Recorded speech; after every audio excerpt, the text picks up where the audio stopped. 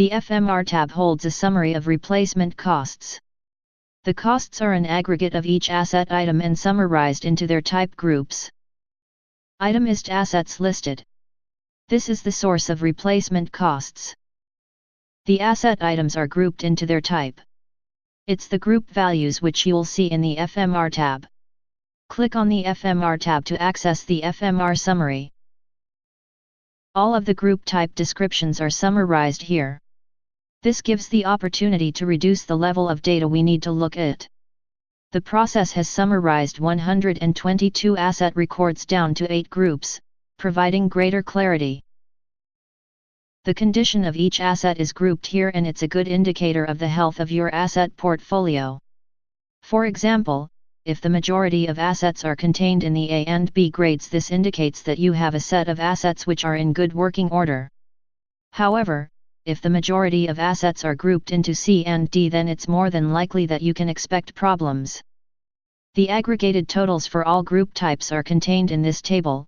The costs are shown across the years when replacement of the asset is due to take place.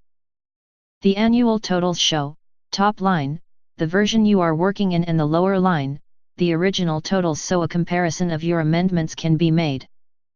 The totals bar seen also on the main asset list tab takes its values from this summary, so it's not necessary to flip between tabs to monitor impacts on replacement costs.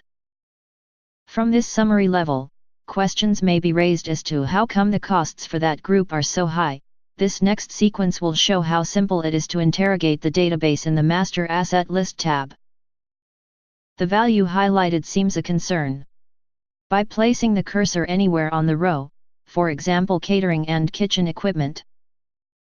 By selecting the FMR icon, you are going to see all of the assets which belong to the catering and kitchen equipment group.